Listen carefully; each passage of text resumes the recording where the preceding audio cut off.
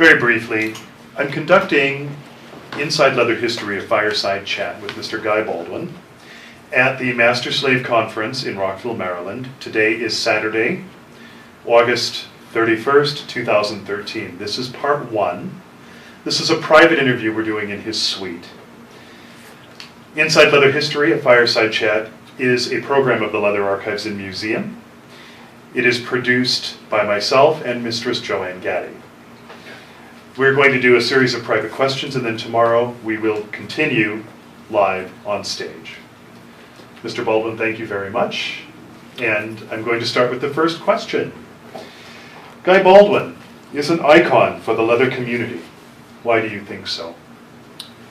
Oh, golly, I've got several answers for that. The first one that comes to mind is I have no idea, because it's certainly nothing I ever call myself. And it's a moniker that other people have conferred upon me. I'm not quite sure when that started to happen, because I don't really pay attention to my reputation that much. But I think ultimately it's a consequence of an aggregation of many small decisions that I've made over the course of my life that have collectively earned the attention of the community, and apparently it's respected well. So I think that's the only way I can account for it. Your life is a mission or a ministry to your people. How is that? Well, these are people, this is a population that I love collectively. I'm a champion of underdogs, always. And people who engage in radical sexuality are outcasts at some level, and misunderstood, unpopular in the mainstream. And this is a population that needs champions, that needs people who think about it in a serious and thoughtful and sensitive way, and try to help this population find itself and develop a healthy relationship with itself, and not to pathologize itself, if at all possible, in the hopes that this is a population that can find its own happiness. And these are people that I love collectively, although I don't like very many of them personally. And I feel okay about that. And so do they. That's nothing I haven't said publicly before on many occasions, and it always gets a laugh, but it also turns out to be true. So I've devoted my entire adult life to being concerned about this population. So I guess that makes it a ministry, I guess that makes it a mission, I guess that makes it a vocation, if you will. And I'm okay with that. You mentioned concerns. What concerns have you had? About being this minister and about standing up for these people? Well, I didn't have any training for that. It wasn't a role that I ever really signed up for consciously. I began doing things for this population, decades ago. And apparently I did it well enough when I started that other people wanted me to do it more and more. And I've described myself as a survivor of the human potential movement. And I care about the quality of life on the planet and feel a personal responsibility and obligation to try to improve the quality of life on the planet, especially for people who themselves do not have much of a voice. And I have an unusual combination of abilities and gifts that I've placed in the service of this population. It certainly wasn't an avocation that I ever thought about having. It's the result of choices that I made, as I said before. What abilities and gifts do you bring? Well, I'm smart, and that helps. I have a sense of humor. I think about life and about myself. I also am a bit of a science geek. My undergraduate degrees are in anthropology, geography, linguistics, and geography. Did I mention geography? I can't remember. You did. And education, that's the one I forgot. And so my background in anthropology causes me to be a participant observer, and I try to be a careful one, so that you're both simultaneously in the community and of the community and removed from it, to be able to examine it and to watch it grow and develop and try to learn and analyze what you see and hopefully get a clearer understanding, and that's what I've done. What does mentoring mean to you? Well, I think mentoring in the final analysis means trying to make things easier for those who come after, or even those who come during, I suppose. My experience, what I've learned, what I've concluded, I don't think any of that belongs to me. I don't think what I know belongs to me. I don't have a proprietary attitude about really much of anything. And so I don't own this knowledge. I don't own the information that I've collected over decades of involvement with this community. So I consider it wealth, and why not share it with anybody who's interested in it? Ideas don't belong to people, I think. I think they are part of the collective legacy of being part of the human race. So I like to teach and I like to share, and it's okay with me if people disagree with me, but they need to have really good reasons to do so, carefully thought out. Anyway, I don't know if you feel like your question's been answered. I do, but building upon that, do you feel people are receptive and respectful of what you impart? Well, by now, people know that I think about this stuff a lot. And by now they have plenty of evidence to conclude that I didn't just come up with how I feel about things kind of off the top of my head. Because I like thinking about us. I think we're an interesting population. And so people are kind of forced to at least consider that I may be onto something when I share an opinion. And it causes people to think carefully and to reflect on their experience and their ideas about whatever it is I'm rattling on about in any given moment. So yeah, I think people do respect without needing necessarily to agree. I think I've earned that. What motivates you as a writer? As a writer? As a writer? Well, the same thing that motivates me, period. Telling the truth. I'm a great believer in truth and reality. I think real is better than perfect, and I think real is better than fantasy, frankly. I remember being at a dinner party with Tony DeBlas, the fellow who had recently purchased Drummer magazine. This would have been about maybe 1985, 84, somewhere along in there. And I was at a dinner party, and I was visiting with some friends. It was a big dinner party.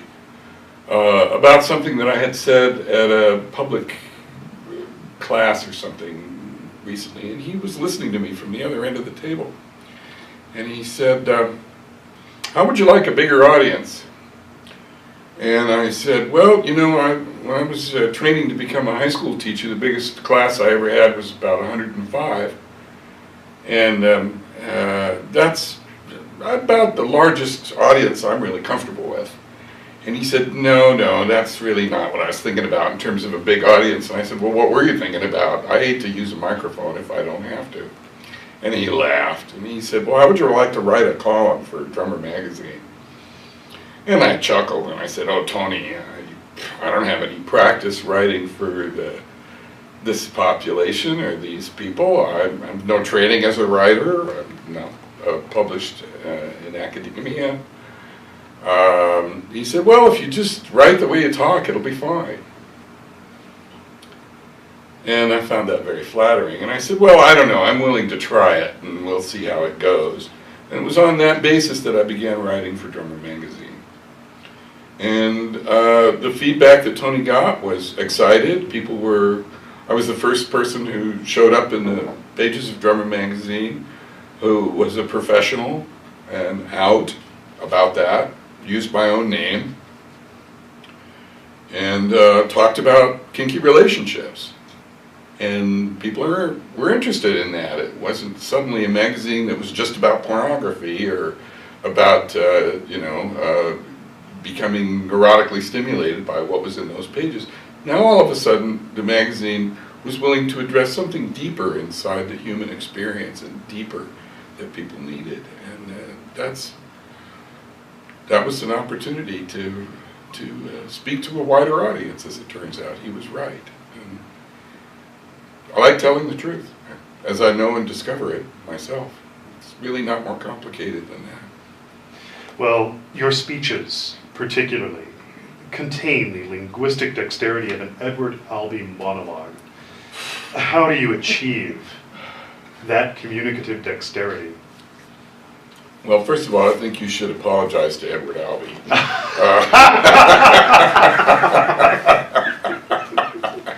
And second of all, I'm deeply flattered by that. Thank you.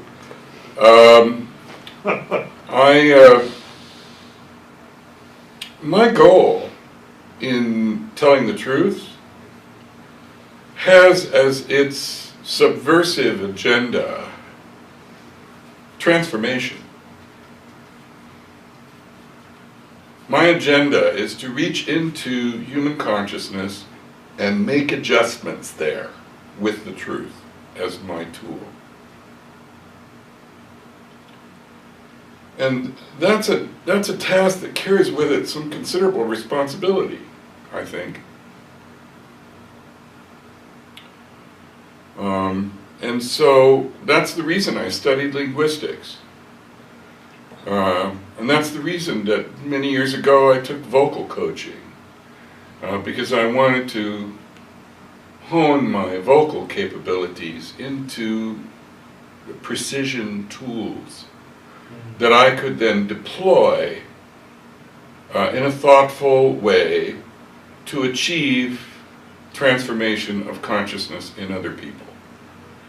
It's no surprise that I chose psychotherapy as a profession, because the goal of psychotherapy is, guess what, transformation. Yes. From ill health to hopefully better health when it works. And so my speeches are designed to be like the bell that cannot be unrung. Once you hear it, you cannot unhear it. Once you hear an idea, once you hear a truth, you cannot unhear it. And the person who's on the receiving end of that idea must cope with that experience somehow. They have to find a place to put it in their consciousness and deal with it. And so my speeches are crafted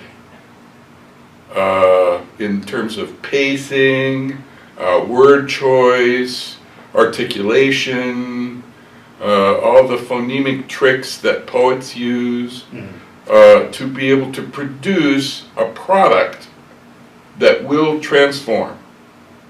That's my agenda. And that's why I do what I do with my speeches. How long does it take you to prepare something like that? Well, the speech that you heard last night, I began taking notes for that speech in December. Wow. I took notes for that speech right up until 2 weeks before I delivered it. And the speech has been in production since March, really. Wow. And each sentence is crafted for its phonemic content and its rhythmic, I want to reach into people's consciousness through their ears. And if I'm delivering the speech in person, it's also, a visual thing. When I'm on, when I'm at the top of my game, it's a whole performance, really. And I do all that, shamelessly. I know what I'm doing when I'm doing it, and I'm doing it now. And I appreciate it. So, because that's who I am, that's what I am. That's the destiny that life had for me. It's one that I've accepted and embraced and deploy as responsibly as I know how. Your IML torch speech is profound. I had the privilege of hearing that as a contestant. As a contestant handler, I've heard you deliver it other times. How did that come about? Tell us about that speech. Well, that particular speech evolved over quite a period of time. I held the IML title in '89 and '90. And at the IML contest in 1990, when I was getting ready to step aside for my replacement, I spoke to the contestant handler, a guy named Walter, who was an amazing, extraordinary guy, and an amazing, extraordinary guy. And I told him that I would appreciate the opportunity to speak with the contestants prior to the contest, if that would be permitted. He was taken aback by that request. No one apparently had ever done that before, or at least he behaved like no one ever had. And it threw him off his balance for a few moments, and then he said, yes, sure, I'll take you along. Because of course he wanted to be there. That contest took place in the Old Vic in Chicago. Yes. And there were 5 dressing rooms. It was a nightmare. There were like 8 to 12 contestants in each one of the dressing rooms. And he said to me, what do you plan to say to the contestants? And I said, well, I don't know. I won't really know until I get there. But I want to give them some words of encouragement and tell them how much I appreciate what they're doing. So he took me to the first room, and I said whatever I said. I can't remember what it was, and he thought that was okay, I guess, because he allowed me to speak to the second room. And I didn't say the same thing at the second room. And he, I guess, thought that was okay too, and then took me along to the third room and so on. And felt good about, his decision to allow me to do that, and I felt good about it too. The following year, when I showed up at IML, he asked me if I would be willing to chat with the contestants again for a few minutes here and there. And I said that I would be honored and privileged to do so. And so again, he squired me around through all the dressing rooms, and I had a few minutes. And each year that I did that, the remarks changed a little because I didn't want to say the same thing, blah, blah. Sure. And then, in either 1999 or 2000, somebody decided that it would be a good idea to film it. And they spoke to me about that in like January. And I said, yeah, but if we're going to do that, let's put all the contestants together. And then I thought, no, now I've got a speech on my hands. So I then took all of the little pieces that I had delivered to various dressing rooms over the years, and I started writing them down and started thinking about them as a speech, as a whole kind of presentation. And started knitting them together and saying, well, really I should say this before I say that. I need to do this a little bit differently. And now, since it's going to be filmed, I've got gestures to be concerned about, and I have to, you know, suddenly it became a far more nuanced, layered phenomenon. And I prepared it, and then I memorized it.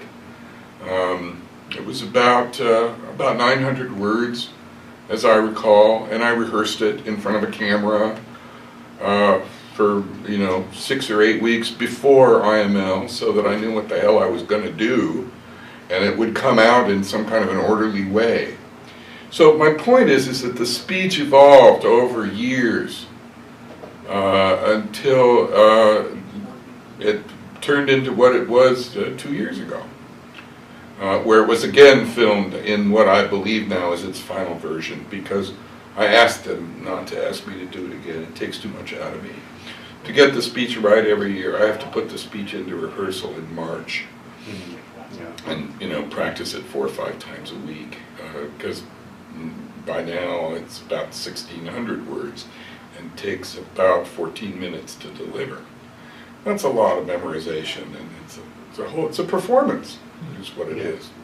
People don't realize, unless they've heard it more than once, that it's memorized. You saw it, heard it more than once, so you know that. But it's not meant to look as though it's, you know.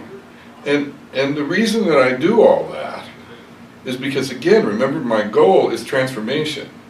I want to reach into this community, and these are the people who have stepped forward as title holders to accept some leadership responsibilities, at least locally. Yes.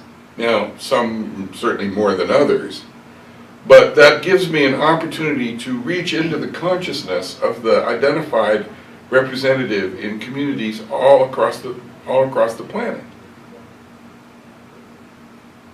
And so, in some ways, one of the things that's in the speech is, to quote myself, in ways that matter to me at least, you guys are the closest things to sons I am ever going to have. I recall that. And I know that it is into your hands that important torches will pass, as others of us must one day put them down. So these are powerful ideas, and they're designed to inspire and to ennoble this population, because they're the only ways I get to reach into the community in Memphis and Indianapolis and Dallas and Denver, and otherwise I don't have access to those people unless they happen to pick up something I've written or happen to be in a room when I deliver a speech. So the contested speech is designed to ripple out into the universe and transform. That's what the speech is about. What sort of feedback has come back to you regarding that?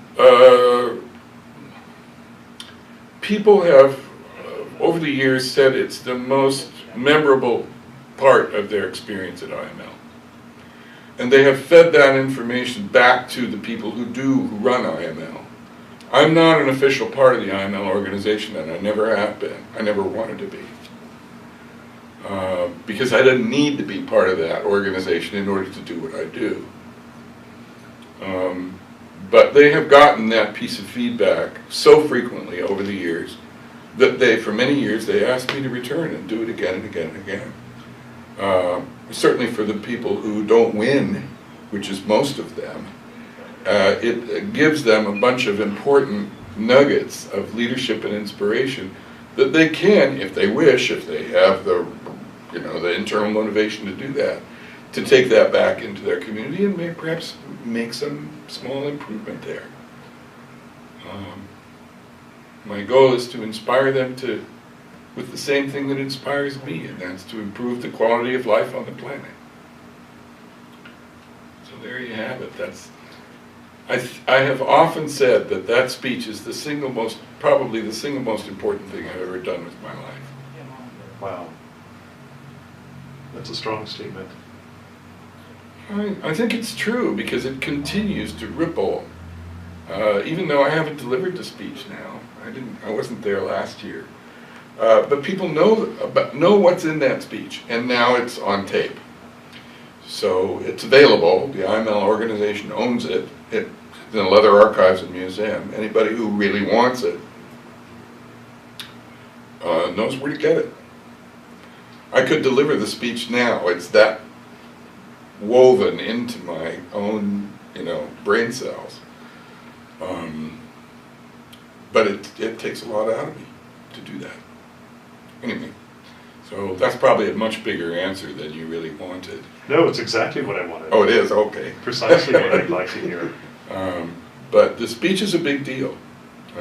And I mean it when I say I think it's probably the most important thing I've done with my life so far. Other people who've heard me say that, laugh at me and say, that's ridiculous. That's a stupid thing to say, Guy. The most important thing you've ever done with your life is to be a working psychotherapist, a professional, licensed, trained shrink. Well, the people whose lives I've managed to make a difference in, I'm sure would agree with that. But, when I think about the larger community to whom I've devoted my adult life, the speech does more, I think. I get to work at 2 levels, privately in the therapy room and publicly as a community servant. It's a full life. Well, I heard that your IML number carried personal significance. Would you please tell us about that? And does anything about your IML experience stand out for you that you can share with us? Oh my Lord, what a question.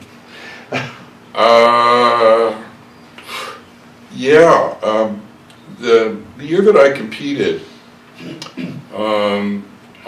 the number I drew was 52, I think. And, okay, I'm contestant number 52. There were 55 contestants, as I recall, that year.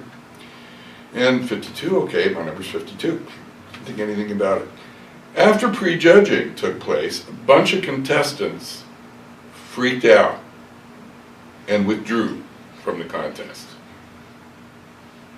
And so the managers of the event said, gee, it will be confusing for the judges on their score sheets if there are gaps. So let's reassign numbers for the guys that didn't drop out so that it's a seamless numerical thing, which made sense.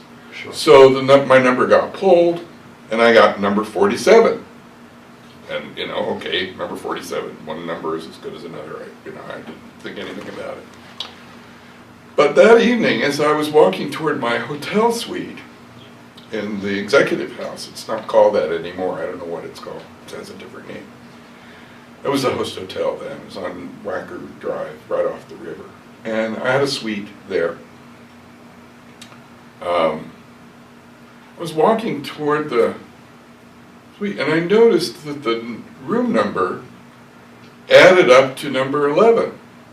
And I thought, wow, this is the 11th IML contest, and my room number adds up to 11. And oh my God, my new contestant number is 7 and 4, 11. And I went, whoa, all of a sudden, this number started ringing like a bell in my head, and I got goosebumps. I got goosebumps now talking about it. And I thought, what the hell? Maybe it's an omen.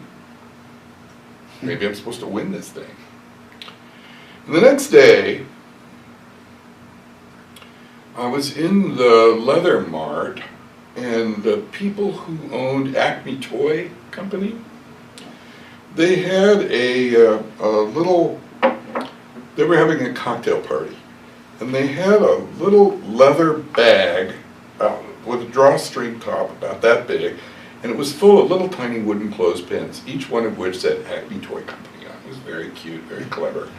And they were, on the bottom, there were numbers, because it was it was an invitation to a party, and they handed out these little toy, bag things, as invitations to their party. Come to our party, so, invitation only, here's your invitation, show this at the door to get in. And the number on the bottom of it was 11. So now, all of a sudden I thought, something's going on. And it was weird. I'd never been into numerology particularly, or really given it any, credence, or looked into it really at all, read anything about it. But all of a sudden, here's this number that starts ringing like a bell. And I'm thinking, something's going on here. And since that time, I've been acutely sensitive to numbers that add up to 11. Fascinating. And the number seems to dog my existence now. And almost everywhere I glance, it shows up.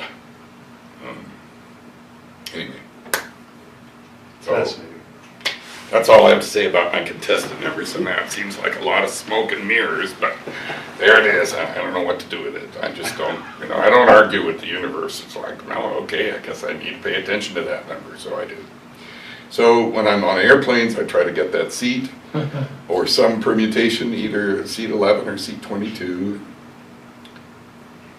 or 33. Can we move on now, please?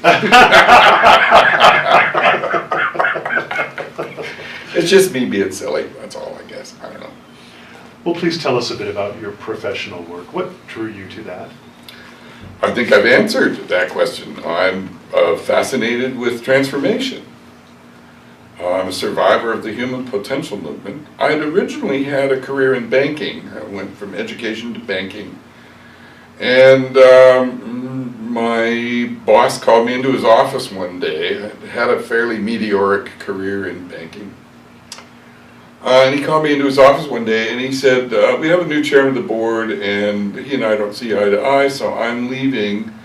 And this guy had sort of sponsored my development, career, professional development in the banking world.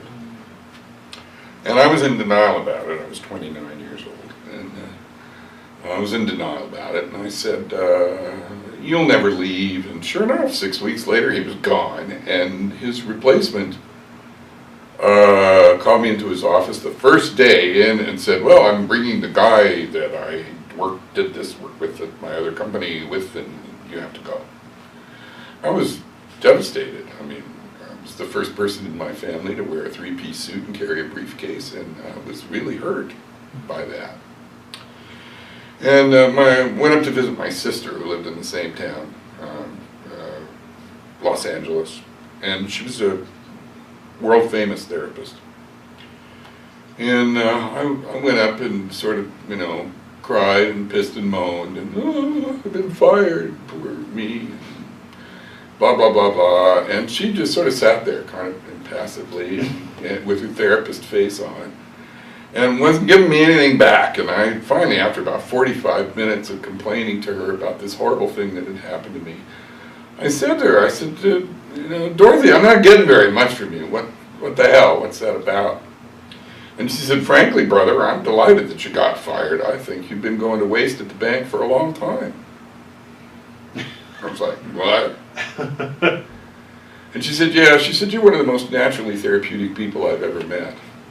She said, I think you ought to go to graduate school and get your ticket punched and get licensed and do what you're already really good at and get some training under your belt and become a therapist. I think you'd be great at it.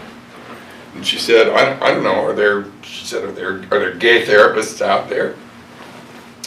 And I said, I'm sure there are. I don't really know. I never looked into it. And there were a handful.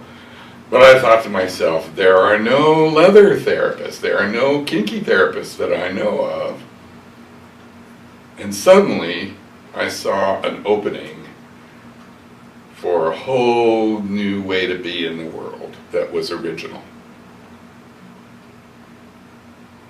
And so I thought, this is a good suggestion. So I started scouring around for graduate schools who would allow me, or that would allow me, to do all of the elective research on kinky populations. And that spooked a bunch of graduate committees. They didn't quite know what to make of me. Because remember, at that time, anything to do with radical sexuality was considered an illness, a mental illness, psychopathological. And so I knew better. You know, are there crazy kinky people? Absolutely there are. But there are a lot more kinky people who are not crazy, and I knew that because I am one. And so I knew that the profession, you know, was misguided about its understanding of radical sexuality. And I thought, gee, I'm, you know, maybe in a position to do something about that. Maybe I can nudge the profession in the direction of truth about us. And finally I found a graduate committee that was very interested in me, and you know, I was interviewed by the graduate committee, 3, you know, licensed professional therapists who were also academicians at the university, and man, they put me through the mill in the interview, you know, because they needed to reassure themselves that my interest in radical sexuality wasn't crazy and wasn't, you know, motivated, you know, by my own internal psychological dislocations. You know, they recognized that I'm smart, and they wanted to have me, and so they courted me. The problem is that I did not have a single psychology class on my undergraduate transcript, not one. And they said, you know, we're a little nervous about the fact that you don't have any background in the field. And that seemed reasonable to me. I thought, yeah, you know, they're right, I really don't. Anthropology is a social science, but it's not psychology. And they said, you know, do you read psychology? And I said, no, but my sister's husband is a psychiatrist, and I've kind of grown up with dinner table conversations about schizophrenia. But that's not a background, you know, that's anecdotal. Right. And he said, well, we'd feel better about smiling on your application if you would show us a transcript that had, you know, 6 hours of, you know, upper division work in psychology. And I said, okay, I can do that. So at that time I was living in San Francisco, and so I registered as a special student at the University of San Francisco State University. And I went into the chairman of the psychology department and I explained the situation. I said, you know, I got no psychology background, and I went into graduate school, and I found a grad school that wants me. But they want to, you know, they want to see me perform in the field, and that's reasonable. And he said, okay, what do you want from me? And I said, I want you to sign off on letting me take a couple of classes, upper division classes, without prerequisites. And he said, what classes do you want? And I said, well, child development, because I have no interest in children whatsoever. And so that'll be hard. And advanced statistics, psychological statistics, because I've actually practically flunked algebra in high school, and I've had no math since. And he said, what are you trying to set yourself up for failure? I said, no, I want to see if I can make myself do something unpleasant to get to a larger goal and succeed at it. And he signed it just like that. Wow. And so I took those 2 classes at San Francisco State University. I got the highest grades either prof had ever given, because I really applied myself. I really wanted into that school. So I'm going for Baroque a little bit on this question. Right? All right. Are you romantically involved? Not currently. Do you, Guy Baldwin, present specific challenges in a romantic relationship? I think everyone does. But specifically, yeah, I suppose I do. I think celebrity of any kind presents all kinds of romantic challenges, regardless of what the nature of the celebrity is, whether it's a race car driver or a movie star. televangelist for that matter. All of those things represent romantic challenges, relationship challenges, because the individual presents to the world in a certain way, and someone may be attracted to what they see rather than what there is to get. I mean, my dirty socks smell like dirty socks, you know, and I'm accustomed to handling the toothpaste tube in a certain way, and I, you know, put my toilet paper on a roll with, you know, it comes off the roll in a certain, and I fold my t-shirts and my laundry in a certain way, and the rest of the public doesn't really know anything about any of those things. But when it's time for a romantic involvement, those things start to become important. There are some kinds of foods that cuisines that I'm particularly fond of. I don't drink very much, but I do drink. I consume alcohol, not very much. But I need for my partners to be able to join me in that experience. And if that's a glass of wine, then that matters to me. I'm also under the influence of a guy named Ron Johnson, who was one of my early mentors. He was also the manager of the No Name Bar in San Francisco on Folsom Street, which was at the time the flagship leather bar in San Francisco. Ron was a famous poet, and he once upon a time said to me, "I don't trust anybody who doesn't drink." And I thought that was an interesting statement. Ron was a really smart guy, and I wondered what he meant. Was he trying to tell me that he was an alcoholic in denial? Or what? You know, exactly what did that mean? Did that mean that the person wasn't really experimental? And, you know, so he told me something that for him was true. And that required me to think about that. And, you know, why does this smart guy feel that way? Is it reason number 1, or is it reason number 13, or is it reason number 27? And it forced me to decide how I feel about personal consumption of alcohol. I'm not an alcoholic addict. I don't have an issue with substances. And it's nice when my partner doesn't have an issue with substances. That rules a bunch of people out, even who are not alcoholic addicts. If they drink more than I'm comfortable being around, then that rules them out, for example. Anyway, so yeah, there are some challenges with that. There are people who are star fuckers, and I don't like that that's true, but I know damn well that it is. I've had personal experience with star fuckers, and you know, that's one of the prices one pays for being in the public life. And you deal with it, or you don't. But currently, I'm not. So, I've had some great loves in my life, don't get me wrong. I've been in love a lot in my life, and grateful for it. Because there are some people I know who go through life never being able to find love. And I think love is an important human experience. But it's elusive for some people. It has not been elusive for me. I've had a number of great loves in my life, long term.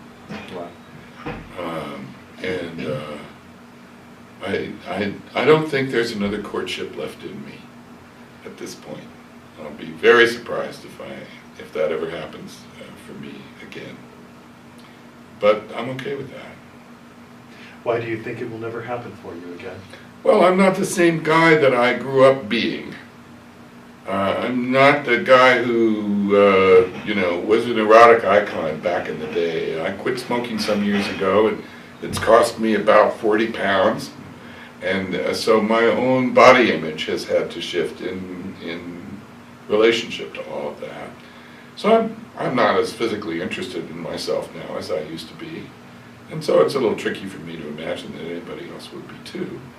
And I know intellectually there are people out there in the world who would find me ideal. I just don't encounter them, or at least I haven't yet. So I don't look for love. But then I never have. Love is always, when it's found its way to my door, it's found its way to my door. It's not because I was looking. Well, moving on to play partners, what attributes do you seek in a play partner?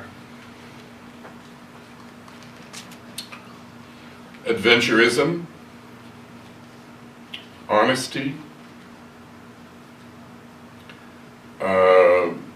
mutual physical attraction and excitement,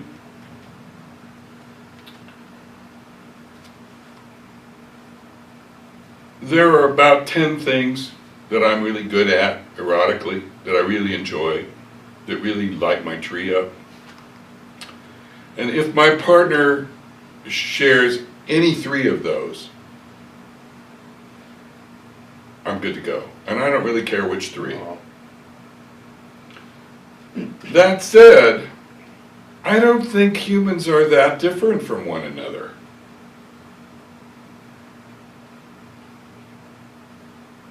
When you stand back from human sexuality, there are some people who don't like to kiss. And they belong with each other. Don't they? There are some people who don't like penetrative sex. And they too belong with each other. So I don't think I'm saying anything about myself that isn't generally true for the way that humans interact with each other erotically anyway. Now, the specific 10 things are none of your business. I know how to do another 15 or 20 things that I can do and that are okay and fun to do, but they're not really in that group of 10. There are probably another 10 or 15 things that I intellectually know how to do in the world of radical sexuality and could maybe even teach a class about it, but they don't particularly, they're not arousing to me. It's a little bit like saying, I know how to drive from here to Philadelphia. I've never done it before, but I can figure that out. I know how to do that. I don't particularly want to make that drive. It's kind of the same thing. And again, I don't think that's that different for anybody erotically. There are people who know how to do penetrative sex. That doesn't mean that because they know how, that they're into it, or that they really crave it or really want to, right? True. I don't think that's any different for any of us. The thing that distinguishes people who are kinky from people who are not kinky is how many different dishes there are on the smorgasbord table. That's all. And I think that's a really useful and gentle and generous way to think about people who are erotically outside the box. Because the people who are outside the box are kind of very much like the people who are inside the box. But there are different, more dishes on our smorgasbord table to taste, to sample, for us to, create a meal with, if that makes any sense. And I think that's a really useful way to understand human sexuality. That's loving and gentle and accepting and allowing and free of judgment, or at least it can be. And I like that metaphor for human sexuality. You've said that old guard never gave a damn what outsiders thought.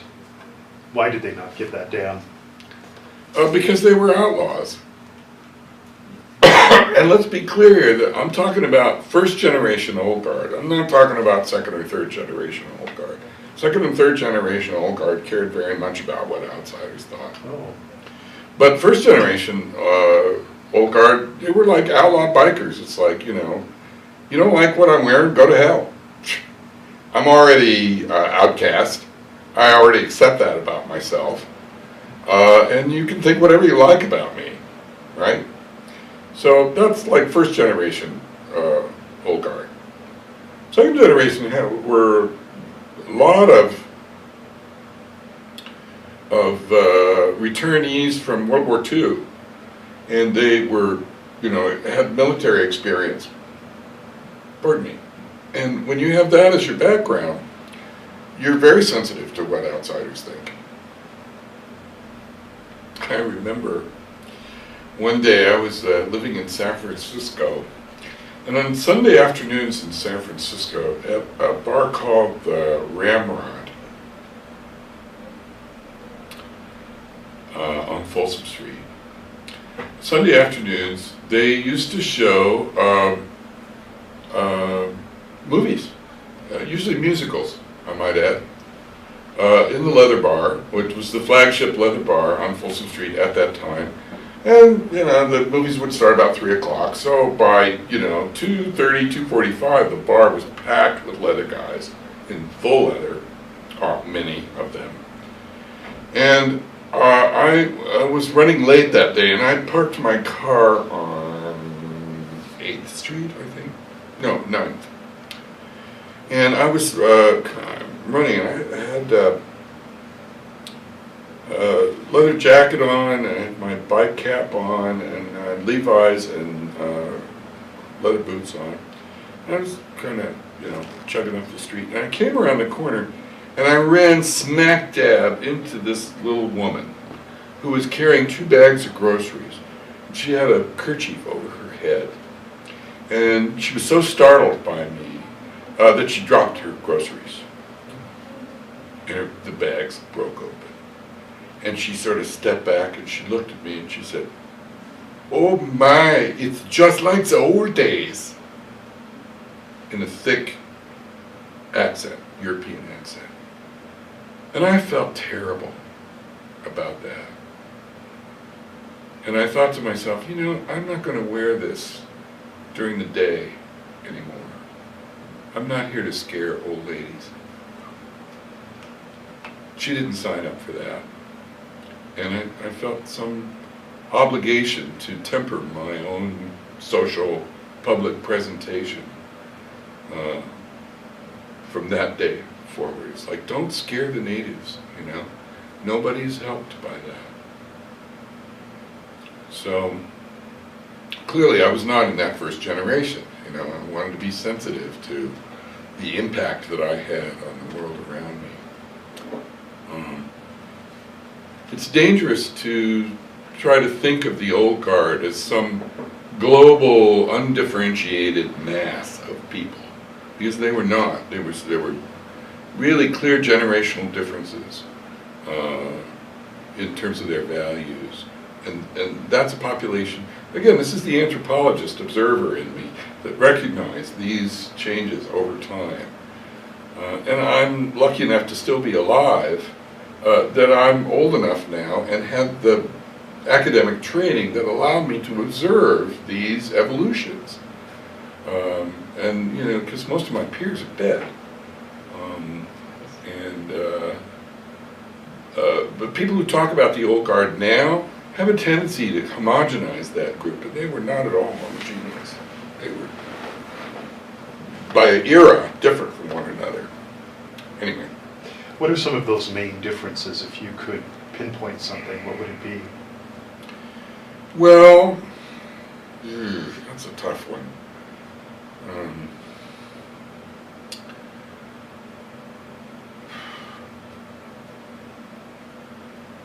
Beginning in 1970, no, I'll go back even further than that. In the 60s, there was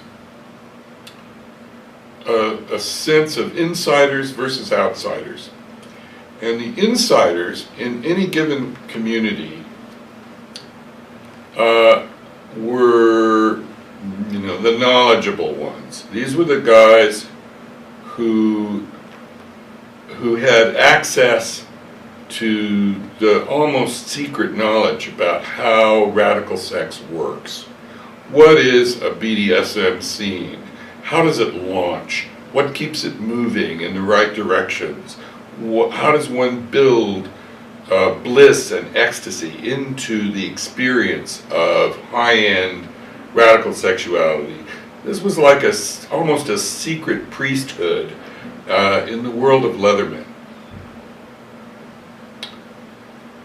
Now, there were leather fetishists who would often look the same, they, dress in leather, but not into BDSM at all. Neither dominant nor submissive, not into intense physical experiences, things that other people might refer to as pain, for example. And they all occupied the same space, but there's an understanding that inside those social environments, there was a group of an inner circle cadre, and that in order to gain access to that group took a while. If you were really interested in kink in a serious way, and you wanted access to that sort of network, you had to approach them in a particular way over time to pass muster. They had to vet you.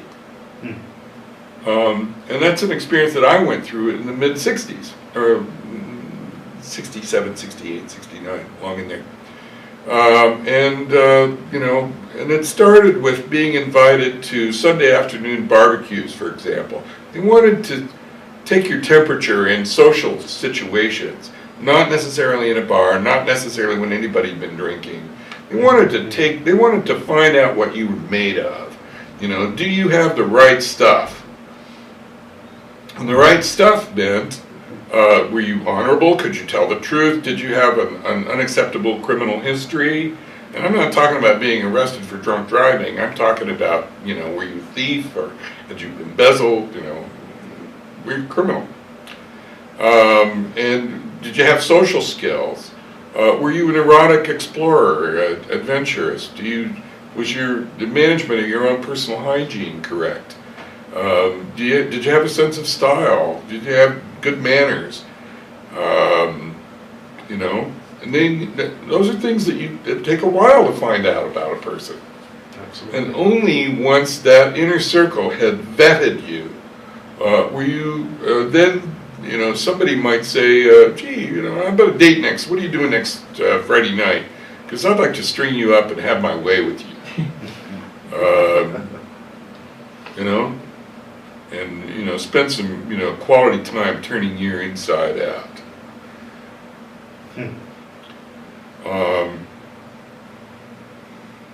So there was a system by which one got to be included in that network.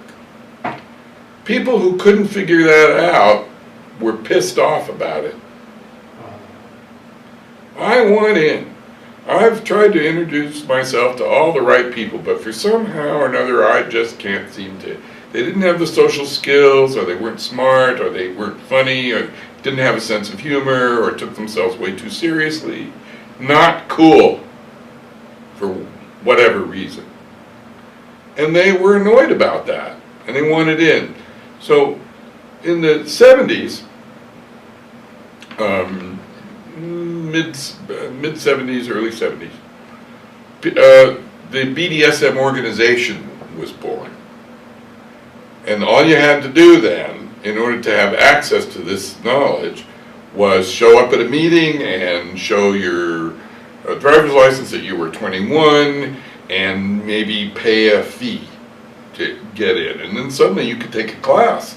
Gee, you could take a class about fisting. You could take a class about bondage. You could take a class about CBT. You could learn about needlework. You could find out how to tie a noose. You could learn about, how do you handle a whip? What is a bullwhip? What are the different kinds of bullwhips, and how are they handled? All of a sudden, this sort of insider knowledge started to become available with the beginning of the BDSM organization. And that was a huge shift. Originally, the motorcycle riding group and the radical sex population would mix together. This is in the 50s. But once the leather bar phenomenon happened, then all of a sudden a person could move in the direction of radical sexuality. I'm going back, this is not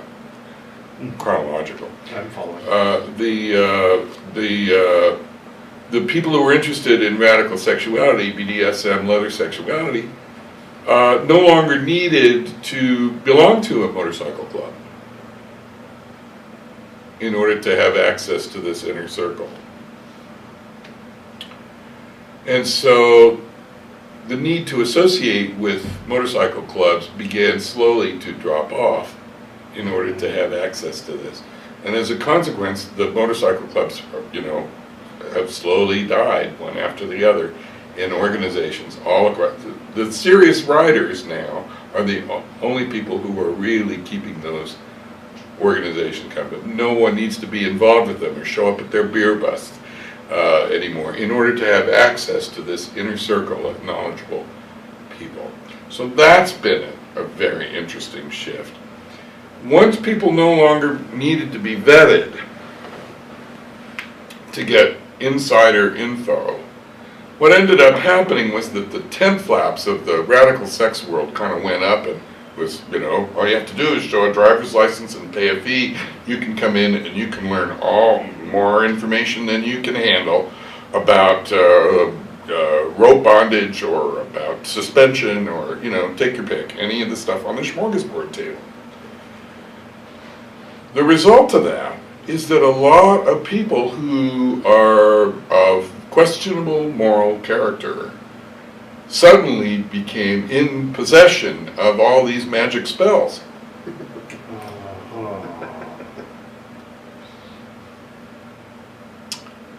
That previously had been closely guarded by the guild of guys who had been vetted, right?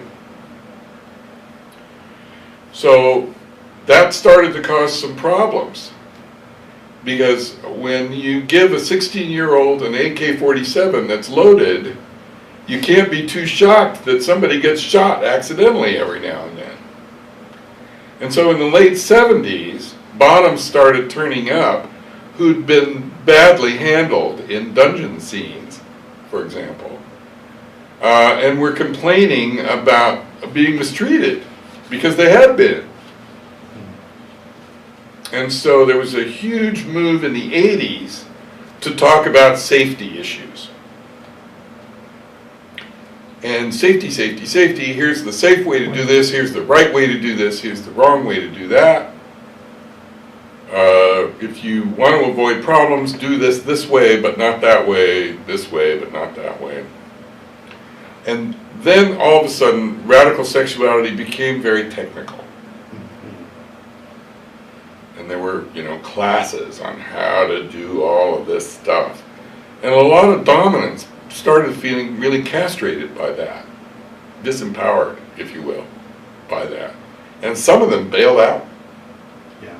Don't want to do any of that anymore. I don't want to go to any fucking class. I can't be concerned with any of that. And the scene became very bottom-centered. There's an effort now in the 90s, beginning in the 90s, to try to balance that stuff out. So when you talk about old guard, you're talking about people who sort of followed all of these evolutionary developments in the world of radical sexuality, and have, it's become far more complicated now because the tent flaps went up. And the guardians of the, inner temple secrets, if you will, no longer have the same roles in the community that they once upon a time did. And people now go about trying to get credibility for themselves in a whole different set of ways that has hugely complicated things, especially in the straight world. Especially in the straight world. Straight world's become extremely convoluted and complicated now. And a lot of gay men just kind of stand back from it and go, what are those people up to? And that's part of the reason why gay men have slowly begun to disengage from the heterosexual community, except in very unusual circumstances, such as you find here at this conference this weekend. There's still some articulation, but it isn't hard for me to imagine a situation in 5 or 10 years where that the gay and the straight radical sex community will become largely disengaged from each other. And I've predicted this for a while. And there's plenty of evidence that it is indeed unfolding as I suspected it might. And different people have different feelings about that. That'll teach you to ask me a big open-ended question. What's your favorite SM tool? My mind. Ooh. How so? It's the biggest sex organ I've got. It's where my imagination is. It's where my spontaneity is. It's where my training and experience is. And all of the stuff that you can buy or order online is, after all, just an extension of that, isn't it? It is, indeed. Through hands. But I don't need to use my hands in order to reach into somebody's mind, do I? Are there SM activities you will not do? Absolutely. Sure there are. Are there some that offend you, upset you? Offend me? Well, as I said, I'm a survivor of the human potential movement, and among other things, what that means is that I want the exercise of sexuality to add to who people are, not subtract. Anything that doesn't add to who a person is in toto, I have questions about, maybe objections to. But anything that diminishes, I definitely have questions about. I want to know what the hell's going on. And I need to ask questions before I can really be certain about how I feel about something that somebody's talking about. You doing XYZ, are you? Well, what does that mean to you when you do it? Because you can't tell the players without a scorecard. I can look at somebody doing a new suspension scene over there, and it means one thing. I can look at somebody over here who's doing the same scene, and looks the same way, and they talk to each other in the same way. It has a completely different meaning. So to pass judgment on something like that without really knowing the inside scoop on where people are coming from, I'm very, reluctant to do.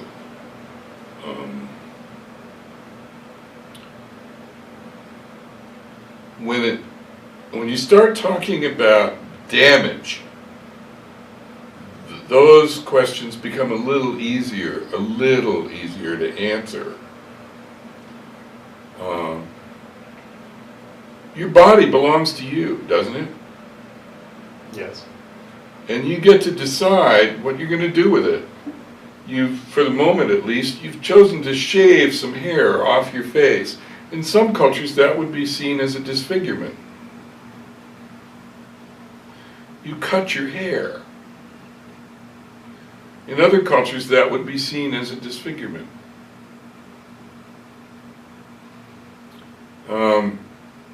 You clothe it the way that you choose to clothe it.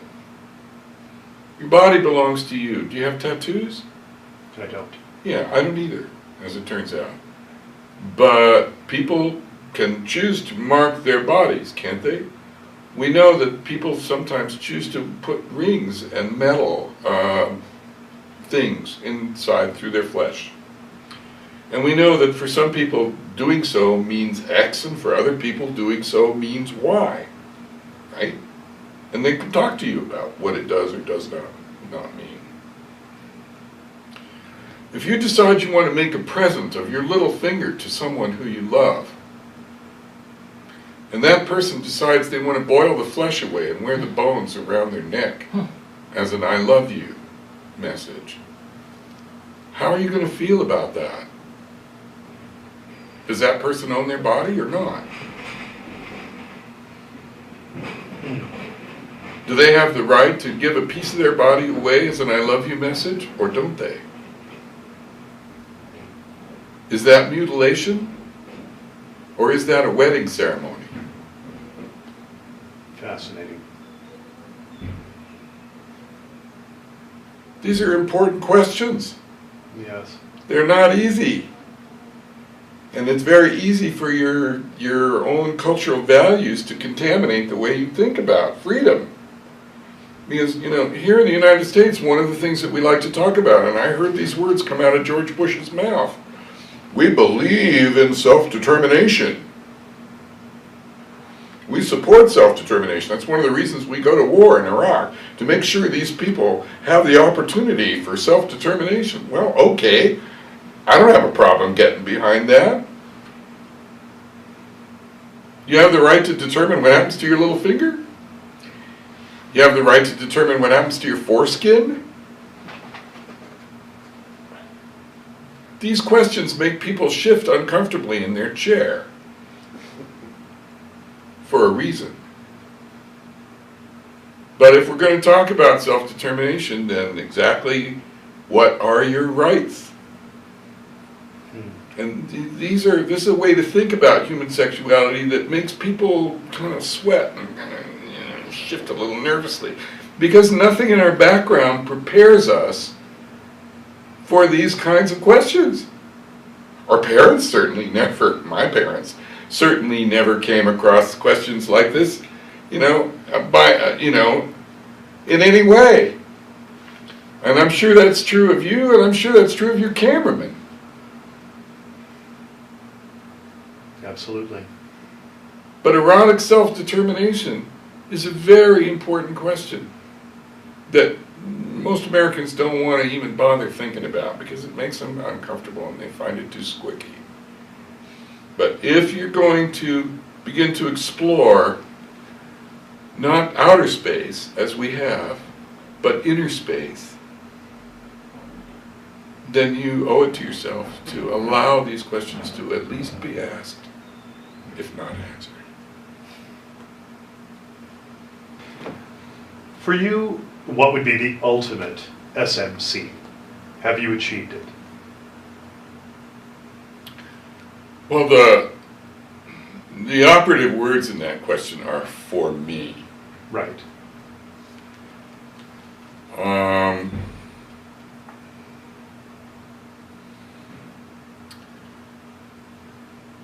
you a skier? You ever snow skied? I haven't. No. Are you a sports person of any kind? Marginally at best. What sport? Pretty much just like working out, jogging, that kind of thing. Okay, working out might work. There are times in the gym when you are in what I have to call the zone, and you're moving the weight, and your mind is off. You're not thinking about who you are. You're not thinking about your identity as he who is male, he who is American, he who is tall, he who has a beard, he who is single. None of those identities of yourself matter. He who works for an airline, none of that stuff matters. You are moving the weight, and you are at one with it. And the weight moves, and you're rested the night before, and all those identities fall away. And there is a kind of single one-pointedness to that moment. And for me, perfect SM scenes, and yes, I've had a lot of them, are scenes in which I am so given over to the experience of what is happening in the room that I lose all sense of self. I vanish into the experience that's happening, into that state of ecstasy.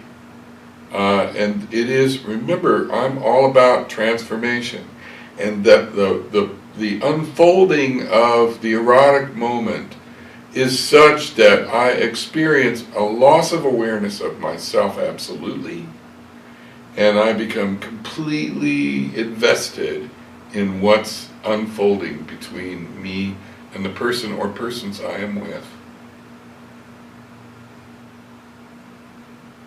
And at those moments, if I'm lucky,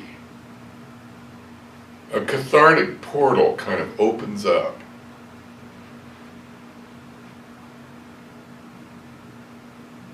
And that portal then becomes, for me, a lens through which reality reveals itself. Do you ever see 20,000 Leagues Under the Sea? The original one with James Mason. Many years ago. Well, there's a moment where there's a big portal, a big window in the parlor of the Nautilus.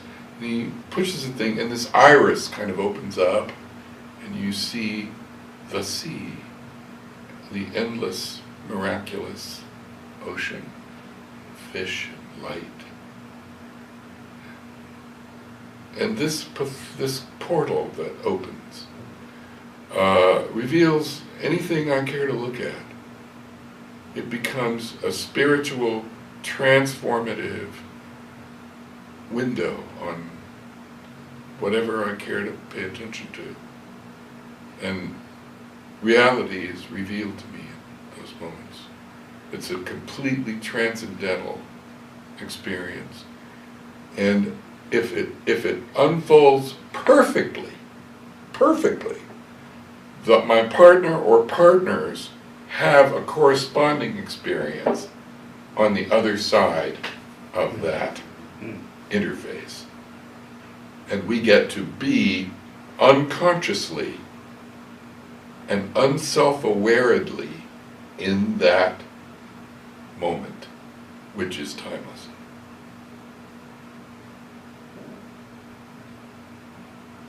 And I am forever changed by each one of those. They are absolutely, that's capital A, absolutely inspiring and completely nourishing for me.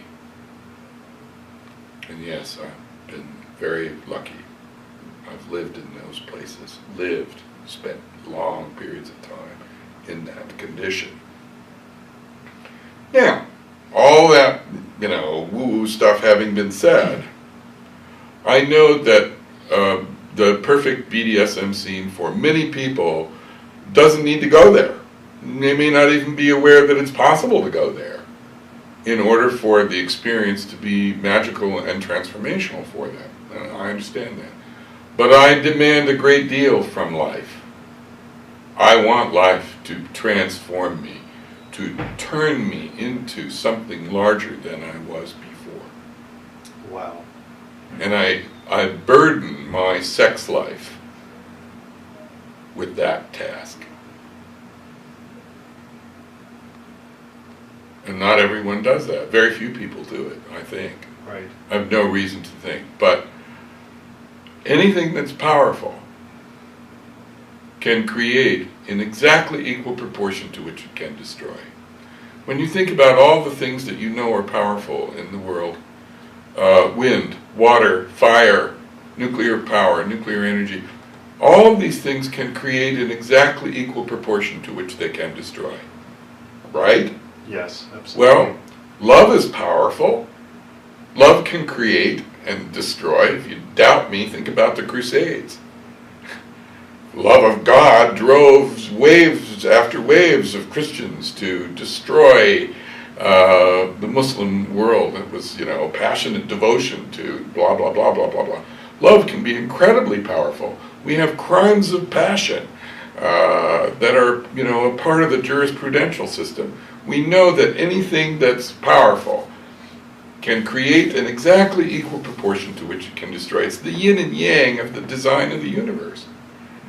The yin and yang symbol completely and perfectly summarizes this reality. Sex, too, powerful, can create or can destroy. And I've always been curious to find out just what it could create. So let's take this thing out for a spin and see what it can do. Can it become a lens through which the universe reveals itself to me? And the answer for me is yes, it has been. I think people expect too little from sex. Wow. And that's a tragedy. I think people expect too little of themselves. I think people expect too little of a moment. I think people expect too little of an interview. And they're surprised when it turns out to be much more than they expected. For which I am grateful. Thank you. Thank you.